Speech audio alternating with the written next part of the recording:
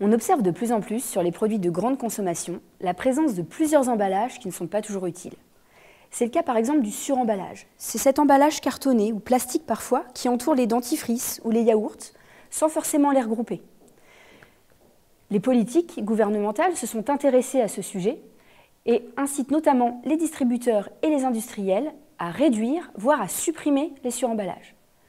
Mais cela les place face à un dilemme, parce que d'un côté, le suremballage permet d'attirer les consommateurs en rayon, mais de l'autre côté, son absence envoie un signal de positionnement écologique en faveur du développement durable. Nous avons voulu nous intéresser à ce que pensent les consommateurs de l'utilité du suremballage. Nous avons étudié 17 consommateurs de profils variés. Nous les avons tout d'abord observés à leur domicile, au retour de leurs courses, et avons analysé leurs pratiques. Est-ce qu'ils conservent les suremballages? Est-ce qu'ils les trient? Est-ce qu'ils les détruisent? Et nous les avons aussi interrogés sur la base d'un pack de 4 yaourts que nous leur avons soumis, sur l'utilité perçue de ces suremballages.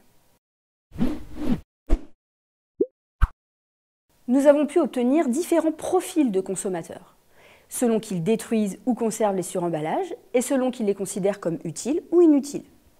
Nous avons tout d'abord des individus qui sont considérés comme conservateurs, puisqu'ils considèrent que le suremballage est utile parce qu'il permet de mieux manipuler les produits et d'avoir une surface d'information, notamment nutritionnelle. Il y a aussi des individus qui sont plus prudents, qui considèrent que le suremballage permet de protéger les produits, notamment pendant le transport, du magasin au domicile. Et il permet aussi de favoriser l'hygiène de ce produit. Et puis enfin, nous avons des individus qui sont complètement désimpliqués, puisqu'ils considèrent que le suremballage est inutile, mais en même temps, ils voient un intérêt, notamment dans le rayon, parce qu'ils sont attirés par les produits suremballés. Enfin, nous avons un dernier groupe de consommateurs que nous avons appelé les pragmatiques. Ce sont des individus qui réfléchissent plus à leur consommation et qui considèrent d'ailleurs que le suremballage est inutile. En effet, ils partent du principe que l'emballage primaire, c'est-à-dire l'emballage qui est directement au contact du produit, suffit à protéger le produit, à condition qu'il soit suffisamment solide. Il suffit à véhiculer l'information, notamment nutritionnelle, et il suffit également à le rendre hygiénique. Il y a enfin 2 dimensions qui sont importantes pour ces individus et qui participent à leur décision d'achat. Il y a le caractère écologique et le caractère économique.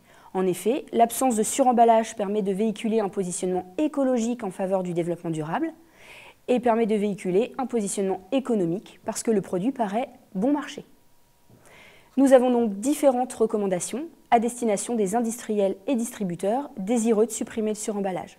Tout d'abord, il serait opportun de renforcer la solidité de l'emballage primaire et de communiquer sur cet aspect. Et enfin, il serait intéressant de dresser des campagnes de communication à destination des consommateurs en leur prouvant qu'il y a un réel bénéfice à supprimer le suremballage. Par exemple, un bénéfice de praticité, puisqu'il est plus facile de manipuler un produit sans suremballage, à son domicile par exemple.